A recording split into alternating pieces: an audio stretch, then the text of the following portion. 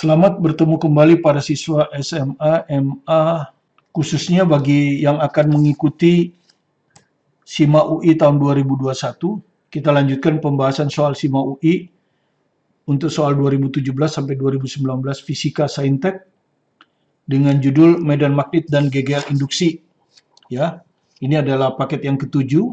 Paket 1 sampai 6 sudah kita muat, sehingga bagi yang belum nonton boleh ditonton yang dari 1 sampai 6. Oke, kita ke GGL induksi dan medan magnet. Soal yang pertama. SIMA UI 2017 sebab akibat. Maka kita akan menyelidiki dulu pernyataannya kan. Pernyataan sebelum sebab ya. Dengan memutar lilitan kawat. Jadi generator itu kan sebetulnya kita memutar lilitan kawat ya. Jadi ini ada magnet ya, utara selatan. Di sini ada kumparan, kita putar kan. Kumparan kita putar. Karena kita putar, di sini akan muncul GGL ya di ujung-ujung kumparan itu. Di sini kan dia ada kelilitan gini ya. GGL-nya itu dirumuskan oleh GGL maksimum sinus omega T. Ya. GGL maksimumnya itu adalah NBA omega sin omega T. Ini GGL maksimum. Jadi kalau Anda lihat pernyataan sesudah sebab ini betul. Besarnya GGL induksi pada sebuah generator AC dinyatakan dengan formula E maksimum sama dengan NA omega, B omega ya, terbalik-balik aja. Dengan N jumlah lilitan kawat, A luas bidang lilitan kawat, luas bidang ini, B medan magnet yang dihasilkan oleh kutub magnet utara selatan, dan omega kecepatan putar. Betul ya? Jadi alasan udah pasti betul. Ini. Nah, sekarang apa yang terjadi kalau omega kita tingkatkan? Omega kita tingkatkan. Maka E maksimum meningkat. Ya. Nah, biasanya kan generator yang kita ukur itu adalah GGL efektif. Yang kita ukur itu efektif, bukan harga sesaat. Kalau harga sesaat bisa 0. Ya, bisa negatif, bisa positif. Tapi selalu kalau yang dibilang GL induksi, itu pasti yang dimaksud harga efektif. Dan Anda tahu harga efektif itu adalah harga maksimum dibagi akar 2. Ya, untuk sinusoidal. Jadi jelas kalau GGL maksimumnya besar, harga efektifnya juga besar. Jadi kalau diukur dengan voltmeter akan besar, nyala lampu akan lebih terang. Jadi benar. Pernyataannya benar. Ya. Karena harga efektif ya, yang diukur itu kan harga efektif. Ya. Itu yang Anda lihat kan di voltmeter. Nah, sekarang ada hubungannya nggak dengan alasan? Ada hubungannya karena harga efektif bergantung pada harga maksimum. Harga maksimum adalah NBA omega. Ya, jadi ada hubungannya. Jadi jawabannya A. Sekarang soal yang kedua. SIMA UI 2019. Sebuah loop itu rangkaian tertutup maksudnya, ya. Diletakkan pada kertas. Jadi misalnya kertas ini, saya letakkan loop.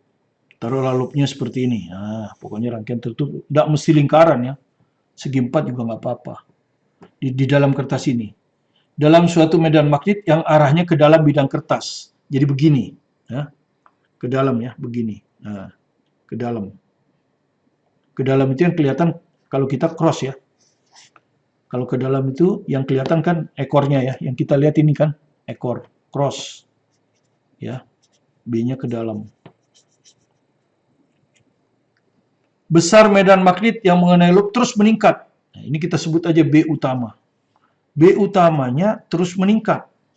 Maka akan ada GGL induksi kan? Akan ada B induksi kan?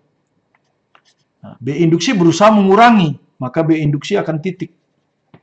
Ya, B induksi akan titik. Keluar. Ya, keluar bidang kertas. Ya, keluar tuh begini. Nah, ya, jadi ujungnya sekarang ujung pensil ini keluar. Keluar ini. Ini B induksi. Ya. Jadi kita periksa nomor 1 dan nomor 3. Ya toh? Jadi sebetulnya kalau B utama ini terus meningkat, B induksi juga akan terus meningkat. Ya. Jadi ini sebetulnya benar ya. Flux magnet pada loop akan terus meningkat. Ya, flux magnet induksi ini maksudnya kan. Gitu. ya fluxi magnet yang akan di loop, yang di loop itu kan flux magnet. Ya. Nah, kalau kita ragu dengan nomor 1, kita lihat nomor 3. Benar apa salah, soalnya belum tentu juga. Kalau meningkat ini kan ini meningkat, ini juga meningkat. Mungkin maksudnya tinggi. Kita lihat nomor 3 lebih enak. Arus akan mengalir searah jarum jam. Jadi perhatikan, ini ke sini ya, keluar. Lihat ya, ini kan seputaran jarum jam ya, ini harus keluar. Jadi arusnya kemana ini? Berlawanan arah jarum jam, jadi salah. Jadi rupanya nomor 1 itu juga salah ya. Jadi B terus sebenarnya B induksi titik. B induksi titik ini akan menghasilkan arus induksi berlawanan arah jarum jam.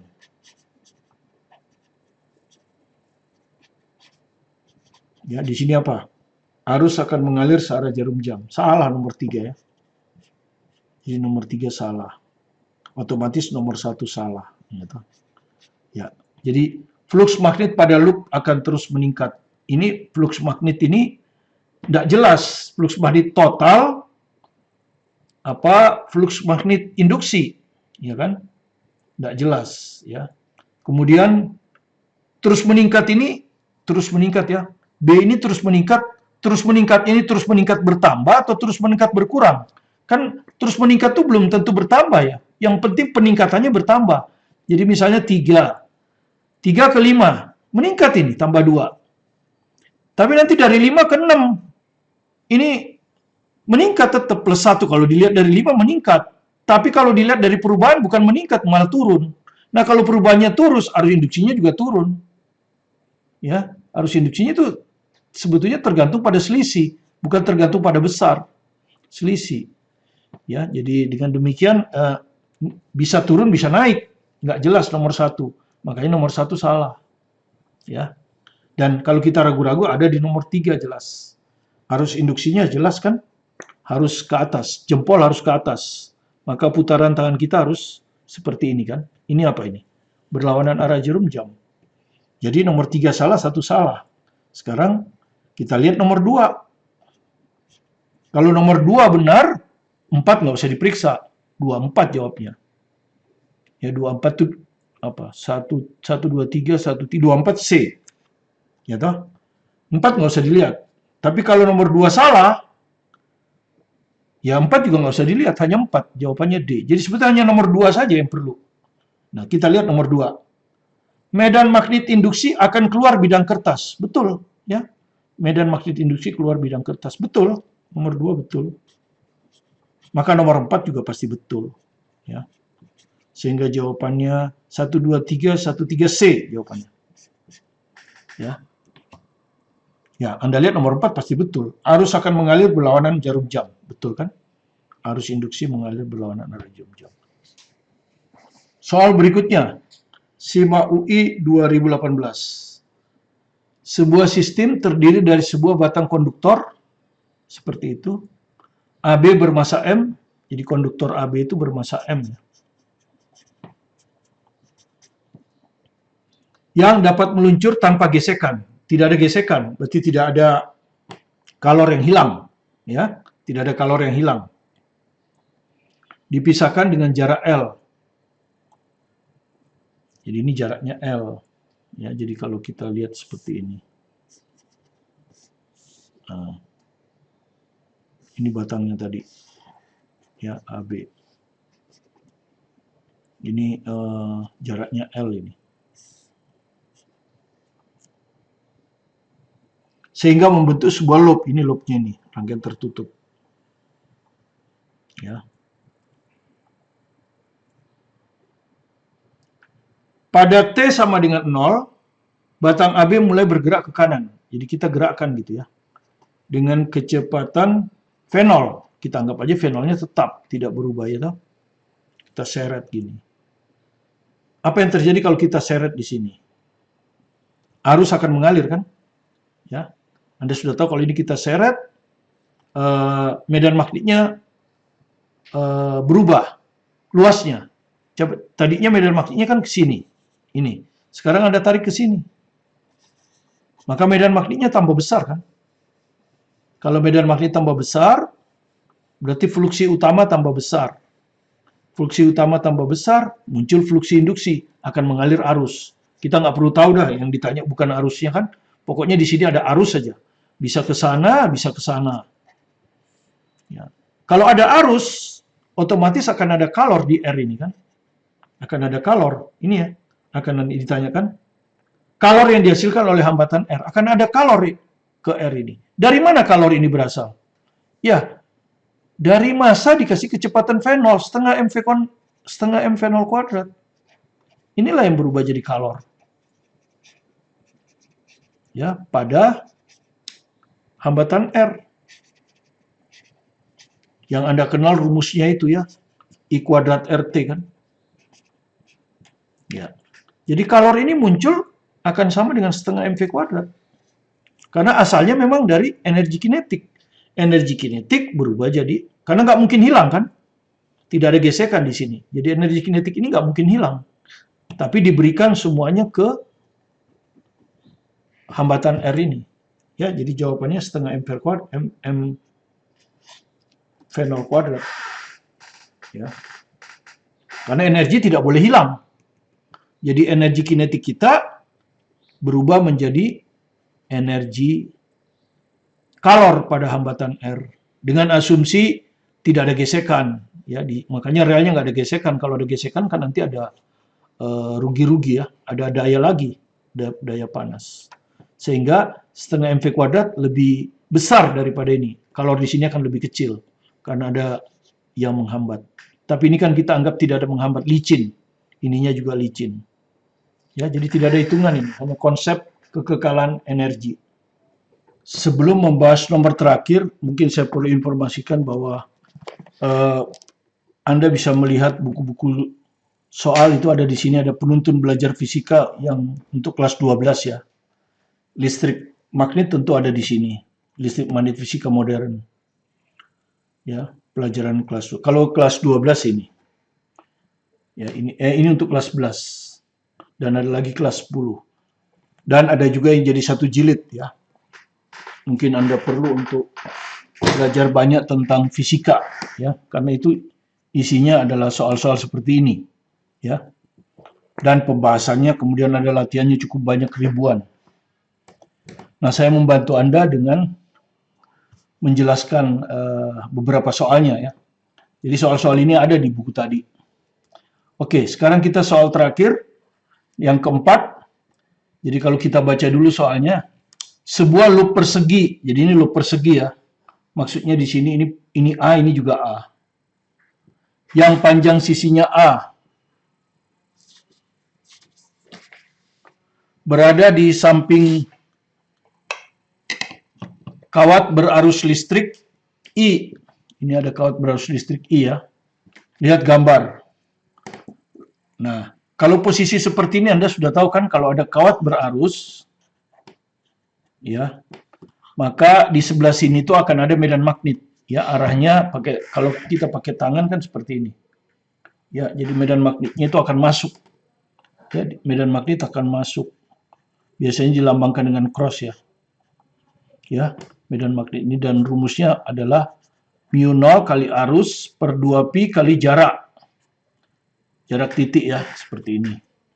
Jadi kalau Anda tempatkan kawat di sini, satu kawat ini kawat ini aja. Ini kan jaraknya X. Maka di titik kawat ini akan ada cross ya. Nah, besar kawat di sini ya, di kawat sini itu, kalau kita sebut aja ini titik 12 ya. 12 ya. Maka B dari 12 besarnya arahnya cross kan, mu 0I per 2pi kali jaraknya ya, jaraknya ke kawat adalah X. Ini. Nah, Anda sudah tahu kalau ini saya seret ke kanan ya, dengan suatu kecepatan, saya seret dengan ke kanan suatu kecepatan, apa yang terjadi? Misalnya dia di sini ya,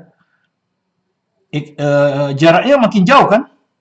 Kalau jaraknya makin jauh, ini X-nya makin jauh, ya, maka B-nya akan turun.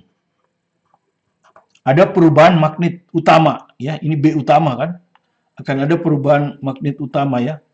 Jadi B utamanya akan berkurang. Jadi kalau kita seret begini tuh B utamanya akan berkurang. Kalau kita seret ke sana B utamanya bertambah. Ya. Nah, Anda tahu kalau B-nya berkurang akan timbullah GGL di ujung-ujung ini.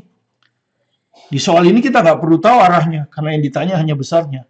Yang jelas akan ada GGL timbul di 1,2 itu. Ya. Nah, GGL itu sudah dirumuskan oleh LBV. Ya, LBV. Jadi E di 1,2 ini kita nggak perlu tahu arahnya, nanti kita akan jelaskan arahnya. Tapi kalau untuk menjawab soal ini kita nggak perlu tahu arahnya. Apakah ini positif 1 atau yang positif 2? Nggak perlu. Tapi nanti akan kita jelaskan. LBV. Jadi akan sama dengan L itu panjang kawat ya. Di sini A. Ya, B-nya ini B12 kan? Kali V. Ya, seperti itu. Nah, loop ini kan punya 2 kawat. Ada lagi kawat ini, ya. Kawat yang di sini, ya. Taruhlah ini 3, 4. Di sini ada lagi. Cross juga. Ini B utama ya. B utama. Tapi beda kalau ini B12, ini B34. Ya, maka B34 itu akan sama dengan mu 0I, ya. Disebabkan oleh arus utama ini. Mu 0I, kawat lurus itu per 2pi jaraknya. Ya, jarak kawat ini ke sini. Nah, kalau Anda lihat jarak ini adalah X tambah A. Ini X tambah A. Ya. Jadi X tambah A. Nah, seperti ini. Ya. Nah, ini juga akan menghasilkan GGL. GGL 34 di sini. Di sini akan muncul GGL 34 kalau kita seret, ya. Karena kalau kita seret begini, B utamanya juga berkurang. Jadi muncul juga GGL induksi di sini. Ya, LBV juga. Ya. L-nya sama, ya. Sisi ini panjangnya sama dengan sisi ini, A. B-nya B34 tentu. Kali kecepatan. Seperti ini. Nah, kita nggak perlu tahu ya, tapi yang jelas ini akan positif semua. Ya, saya gambar di sini ya. Dia misalnya yang satu positif, belum tentu ya. Ini kita nggak perlu, gini ya. Nanti kita akan jelaskan nanti ya. Tapi kita nggak perlu sebetulnya. Ya, ini E12. Ya, di ujung sini ini E12. Di ujung sini ini 34. Ya. Ada E juga. Pasti akan sejenis. Kenapa sejenis? Kalau ini plus, ini juga pasti plus. Ya, ini GGL-nya.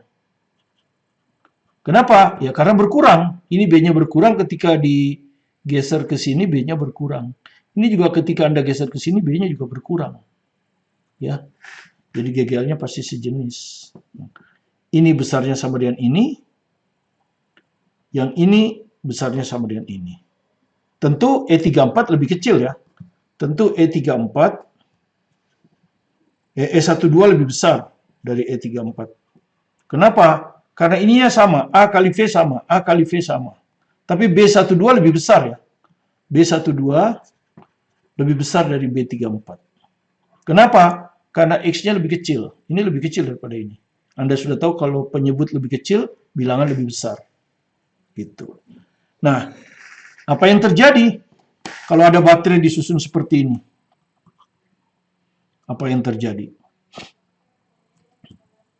Ya, kalau Anda lihat, apa yang terjadi? Maka, kalau ini kan loopnya begini kan? Nah, tergantung mana yang besar.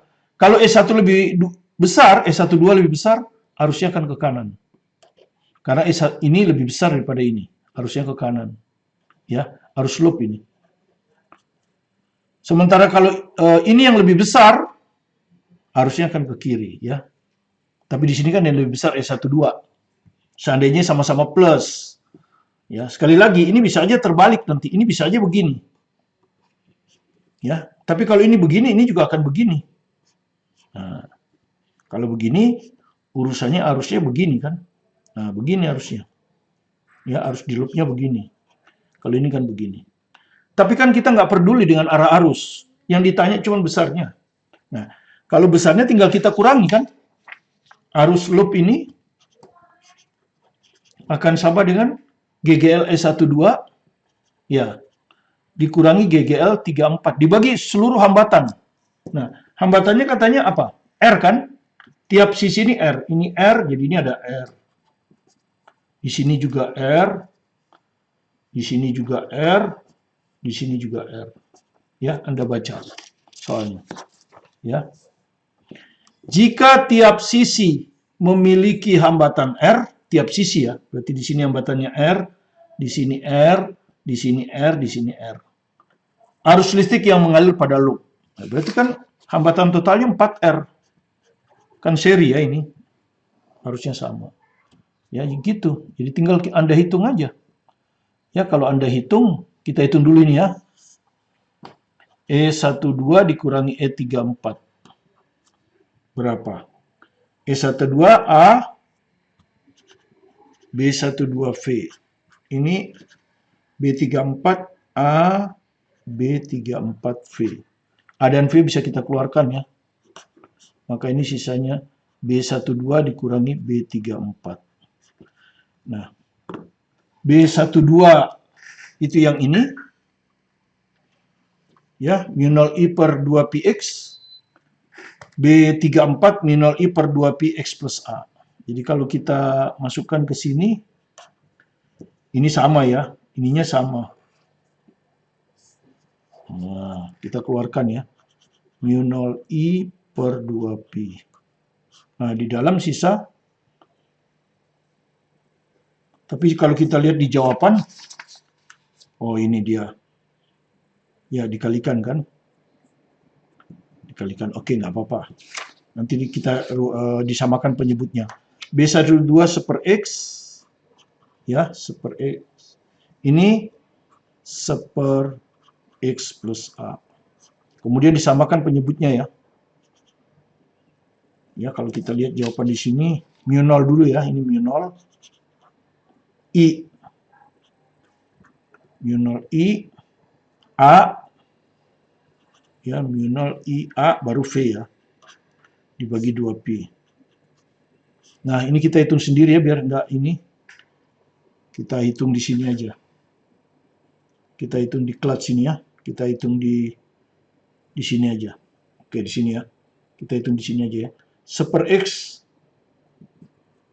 dikurang seper X plus A. Penyebutnya disamakan ya. X kali X plus A. Begini kan ya. Disamakan ya. Penyebutnya disamakan. Maka ini dikalikan ini, X plus A. Ini dikali ini, min X. Maka X dengan min X hilang. Jadi ini jawabannya tinggal A dibagi X kali X plus A. Ya. Jadi ini hasilnya adalah A per X kali X plus A. Nah, dengan demikian jawaban untuk E-nya ini ya, ini GGL-nya adalah mu 0 I, A-nya kali A kuadrat.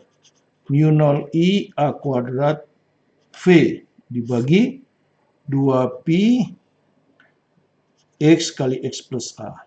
Nah, ini yang kita masukkan ke sini. Ya kan?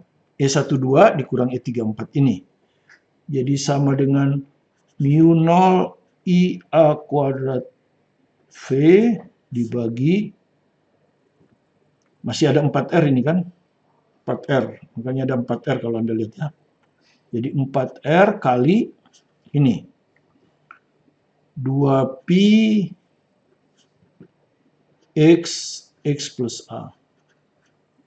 Nah, jadi Anda tinggal lihat jawabannya. Kalau dilihat di penyebut 8pi. Nah, 8pr yang ini cuma. Ya, 8pr. Penyebutnya 1, pembilangnya 1. Ini pembilangnya 1 tapi ini 6pi. Pembilangnya 1 tapi 4pi. Pembilangnya 1 tapi 2pi. Pembilangnya 1pi. Jadi dengan melihat 8pr saja, maka jelas jawabannya adalah E. Ya, hanya cukup dengan melihat ini. Ya, 4R dikali 2pi. Cukup lihat itu aja, 8pr ya. Ini tuh 8pr. Pas dengan ini. Nah. Ya, jadi nggak perlu lihat yang lainnya. Ya, kalau kita memilih jawaban kan, yang kita lihat adalah pembedanya. Ya, beginilah nomor terakhir. Semoga bisa Anda pahami keempat soal ini. Pelajari juga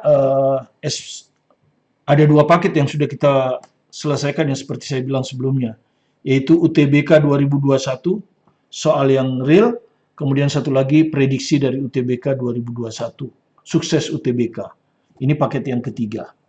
Ya, jadi Anda akan memiliki soal yang cukup banyak tentang listrik magnet, sehingga Anda makin kaya. Dan seperti tadi, kalau Anda ingin latihan, ya pelajari aja dari buku-buku saya ini ya. Kalau Anda, karena hanya orang yang, ya, karena hanya siswa yang betul-betul mempelajari semua soal sebanyak mungkin dan menyerap konsep-konsepnya, dan konsep-konsepnya ini yang kita jelaskan. Ya, itulah yang akan lulus.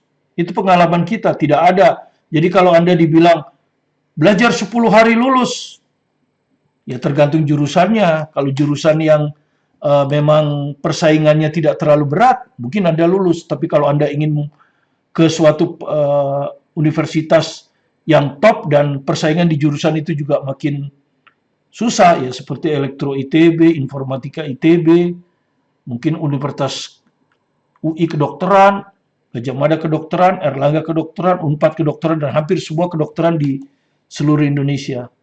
Itu Anda harus punya peringkat yang tinggi. Mana bisa Anda belajar 10 hari melawan orang yang belajarnya 3 tahun. Sukar ya. Tapi sekali lagi Anda jangan patah semangat. Tapi belajarlah dengan keras. Ya, sekarang ini. Supaya Anda tidak menyesali nanti. Ya, jadi Anda bisa belajar di buku ini, fisika, matematik Anda cari. Ya, saya belum membuatnya. Saya akan membuatnya tapi sekarang belum. Kemudian kimia Anda cari, ya, supaya Anda ada keseimbangan, karena yang diterima biasanya yang seimbang antara matematik, fisika untuk di teknik, kalau di kedokteran mungkin ada kimia dan biologi, demikian juga tergantung jurusan-jurusan lainnya. Tetap semangat belajar mandiri di rumah, dan jika Anda belum subscribe dan Anda rasa ada manfaatnya, silakan di subscribe, like, dan komen. Sukses bersama Anda, saya Martin Kanginan.